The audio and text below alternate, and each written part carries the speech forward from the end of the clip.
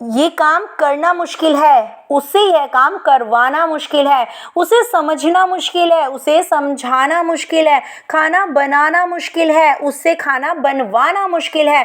तो एक काम खुद करना, एक काम करवाना है। तो इनको हम सेंटेंसेस को जो हम डेली यूज़ में बोलते हैं तो हम कैसे इंग्लिश में ट्रांसलेट करने वाले हैं। चैनल पे अगर आप नए हो तो प्लीज़ चैनल को सब्सक्राइब कर दीजिए।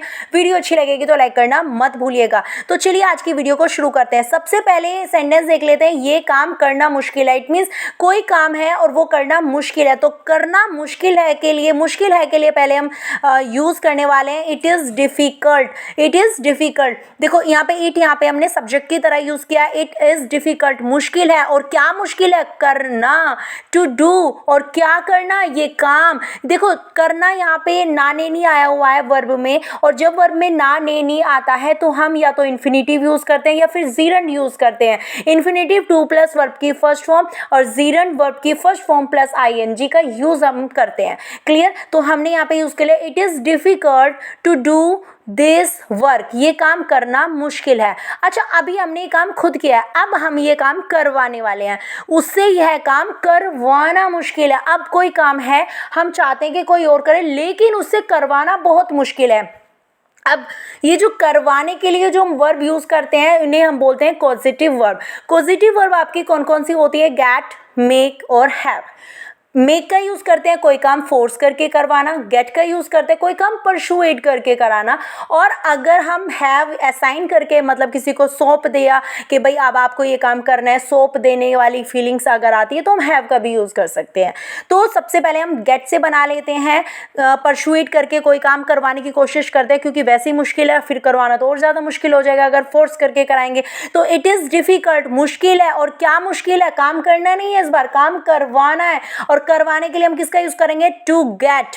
और क्या करवाना है? काम करवाना है, टू गेट दिस वर्क। और जब यहाँ पे देखो एक्शन को जो काम किया गया है उस पे जब फोकस किया जाता है तो हमारा जो सेंटेंस हो जाता है वो पैसिव हो जाता है।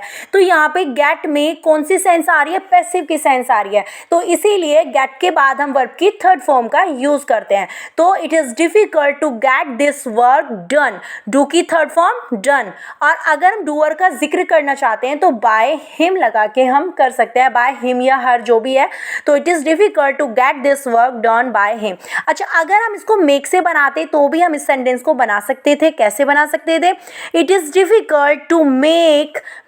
अब हमने कोई काम फोर्स करके करा लिया है ना, करवाना है, और फोर्स करके कोई काम कराना तो और भी ज़्यादा मुश्किल हो जाता है। It is difficult to make, किससे? उससे। हमें जिससे हमें करवाना है उसका डूअर का जिक्र करना है।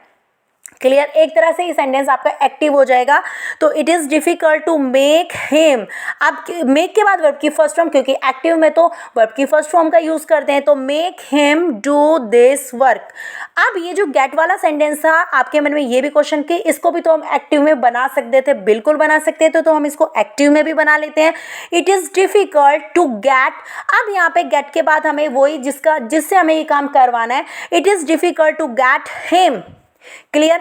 अब यहाँ पे हमें टू डू दिस वर्क लगाना होगा। वर्ब से पहले टू लगाना होगा, लेकिन मेक में नहीं लगाना है। मेक वाला का एक्टिव बिना विदाउट टू वाला होने वाला है, बस आपको ये ध्यान रखना है। It is difficult to get him to do this work आपको एक्टिव में गेट वाले का बन जाएगा। गेट वाला हम मोस्टली पैसिव में ही यूज़ करते हैं क्योंकि उसमें डूअर का जिक्र हम बहुत कम करते हैं। ये मैं ऑलरेडी वीडियो बना चुकी हूँ। तो नेक्स्ट सेंटेंस देख लेते हैं, उसे समझना मुश्किल है। अब हमें समझना है, हम समझेंगे।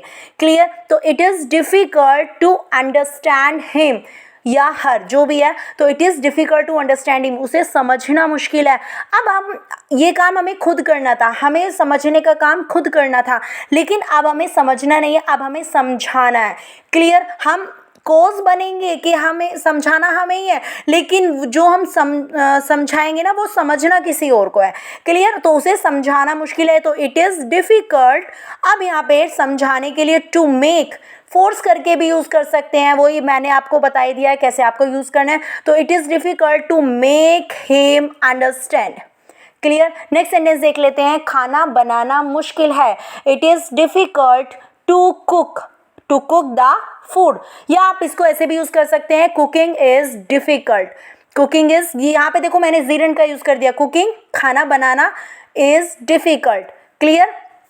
नेक्स्ट सेंटेंस देखते हैं, उससे खाना बनवाना मुश्किल है। अब यहाँ पे काम करना नहीं है, करवाना है। क्लियर? तो इट इज़ डिफ़िकल्ट, अब हमें खाना बनाना नहीं है, बनवाना है। तो to make him cook, to make him या फिर हर, टू मेक आपका ऑब्जेक्ट हो गया हर, जो भी आपका लगाना है। क्लियर? अब यहाँ पे खाना बनवाना है, कुक द फूड। इस तरह से आप अपने सेंटेंस बना सकते हो। एक काम करना है और काम करवाना मुश्किल जो भी है तो इट इज़ डिफ़िकल्ट आप उसके लिए यूज़ करोगे। मिलते हैं नेक्स्ट वीडियो में। Have a nice day.